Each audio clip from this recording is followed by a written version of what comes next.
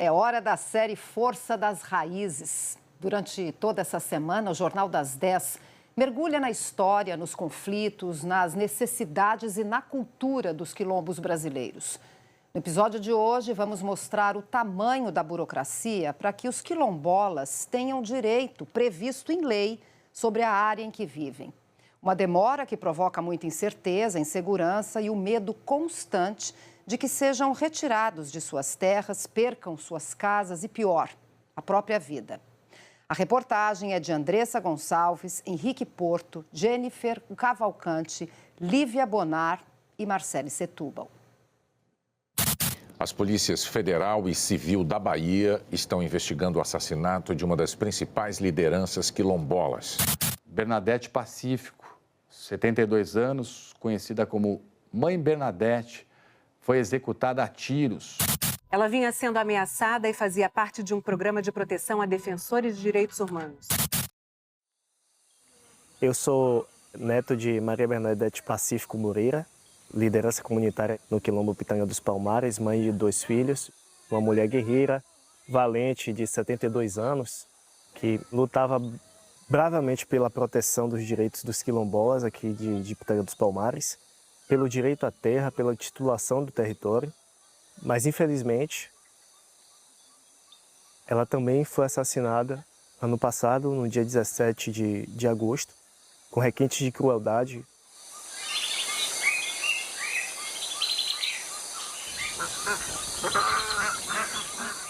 No Quilombo Pitanga dos Palmares, em Simões Filho, na região metropolitana de Salvador, morava a Mãe Bernadette. A casa dela era cheia de vida, cheia de crianças que tinham aulas numa escola comunitária, aulas de artesanato. Mas tudo parou, ficou assim, vazio, depois que a líder quilombola foi assassinada em agosto de 2023. O cenário de toda essa violência foi a casa dela, que ainda carrega as marcas do crime. As marcas de tiros estão aqui, desse lado de cá, do outro lado da parede. Foi uma noite terrível. Foi assim uma coisa que...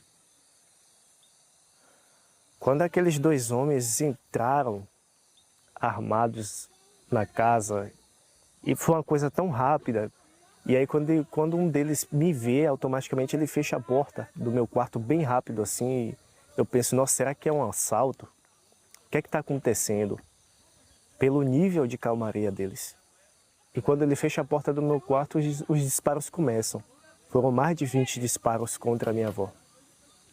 Naquele momento eu pensei, nossa, estão executando todo mundo e eu vou ser o último aqui a ser executado. Quando os disparos cessam, eu tomo coragem. Alguns segundos depois eu abro a porta. A sala está cheia, infestada de pólvora, muita cápsula de bala no chão. E vejo o corpo de minha avó. Foi uma cena assim, eu não consegui olhar para o corpo dela, só o rosto me paralisou, totalmente desfigurado. 6 anos antes, o filho dela também foi assassinado sob as mesmas circunstâncias. Eu acredito que a causa raiz é a defesa pelo território, o amor e a devoção que meu pai tinha pela causa quilombola era muito grande. E a gente sabe que o sistema que nos cerca, ele bota a ambição do dinheiro acima de tudo, da vida, do sangue. Segundo a Coordenação Nacional de Articulação de Quilombos, desde a morte de Mãe Bernadette, 12 quilombolas em todo o país tiveram o mesmo destino trágico. Na maioria das vezes, as vítimas eram lideranças, que morreram sem ver seus territórios titulados, ou seja, sem o direito pleno sobre suas terras. Um levantamento da CONAC mostra que entre janeiro de 2019 e julho de 2024, 46 quilombolas foram assassinados no Brasil. No topo desse ranking negativo estão os estados do Maranhão, Bahia e Pará. Em 36% dos casos, os criminosos não foram identificados. O documento conclui que a motivação da maior parte das mortes é o conflito por território, demonstrando que os quilombolas ficam vulneráveis à grilagem e à violência quando não possuem registro das terras. Mas a documentação que garante oficialmente a posse do território é um processo longo e burocrático. A política quilombola é uma política muito transversalizada, ou seja, são vários órgãos que cuidam. Primeiro, para se chegar ao reconhecimento enquanto comunidade quilombola, você tem que construir todo um processo enquanto coletividade, porque o reconhecimento ele é coletivo. Aquela coletividade se auto-reconhece enquanto comunidade quilombola, faz um relatório histórico de como surgiu a comunidade, como que foi aquela formação. A Fundação Cultural Palmares certifica aquela comunidade enquanto comunidade quilombola.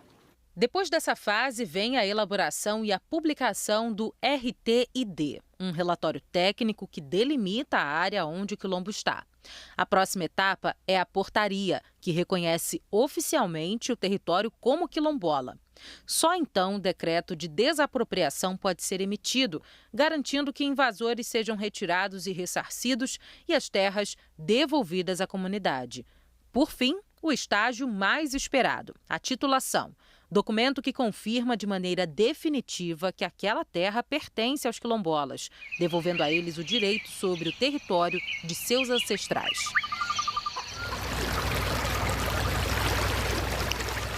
Território, localidade e comunidade quilombola possuem diferentes significados.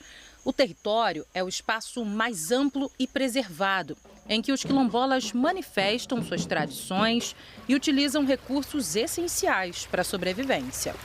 A localidade representa uma área geográfica dentro desse território, podendo ser uma vila ou um povoado, e que tenha presença quilombola.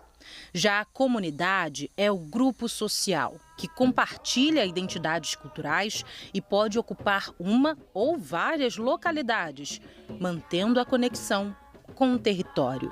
Hoje, para a gente titular os 1.800 processos que estão parados no INCRA de titulação de territórios quilombolas, a gente vai demorar mais de 2.000 anos. 2.000 anos? 2.000 anos, só os processos que estão no INCRA. É muito tempo. É isso.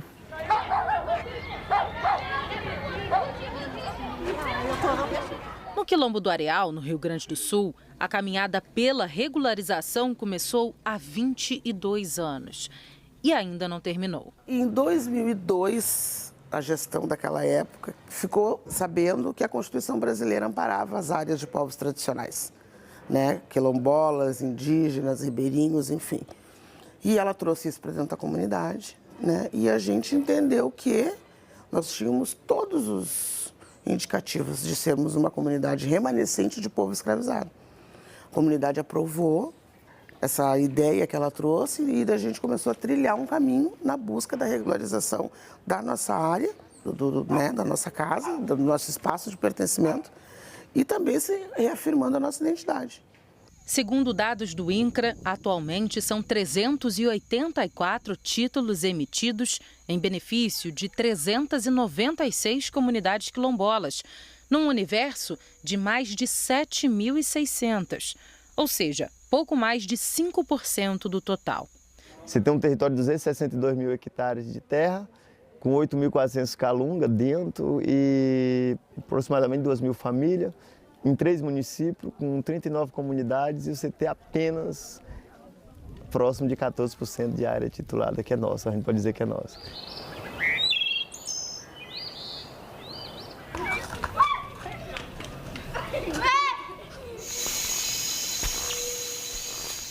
Por todos os quilombos que passamos, o sentimento é o mesmo, a incerteza. Sem a garantia oficial de que aquele território de fato pertence a eles, os quilombolas convivem com um medo constante de serem retirados de suas terras, perderem as casas ou até mesmo a própria vida. Isso porque 95% dos quilombolas no país estão em regiões sem a titulação. A proteção necessária para assegurar que as raízes deste povo continuem fincadas no mesmo local em que sempre estiveram. O que você sonha para os quilombos do país? O direito de viver no seu território, um território que é seu, no seu modo de viver, pensar, de fazer, de estar no território, de produzir, de não ter preocupação de que um dia você vai ser retirado dali a qualquer momento, ou que sua vida vai ser ceifada a qualquer momento, porque você luta por um direito seu. Então, todo dia a gente pensa, quando a gente vê uma liderança sendo assassinada, quando vai chegar a nossa vez. Quantos e quantos pretos e pretas vão morrer para que eles consigam enxergar a gente?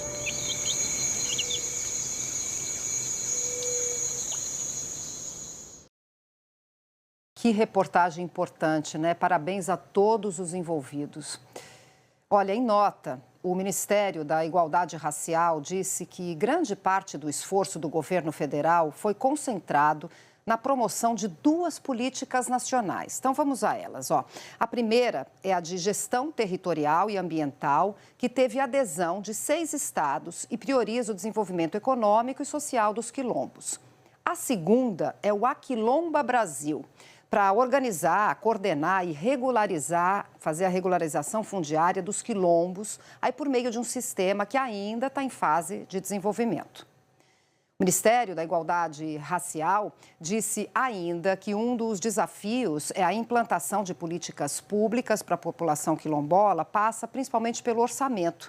Isso porque seriam necessários investimentos em obras estruturais e na titularização dos territórios. Só não revelou como que esses investimentos, qual é o valor desses investimentos e de que forma eles pretendem conseguir essa verba. Também em nota, aí já o INCRA admite que alguns dos maiores obstáculos para a regularização dos quilombos são a limitação do corpo técnico, disponibilidade orçamentária também para realizar os estudos, para identificar e delimitar as terras e indenizar também os imóveis privados. Disse também que criou a Diretoria de Territórios Quilombolas para avançar no atendimento às demandas existentes e que ainda nesse mês de novembro, deve instituir um grupo de trabalho para simplificar e reduzir o tempo necessários para a titularização. A gente espera e a gente acompanha.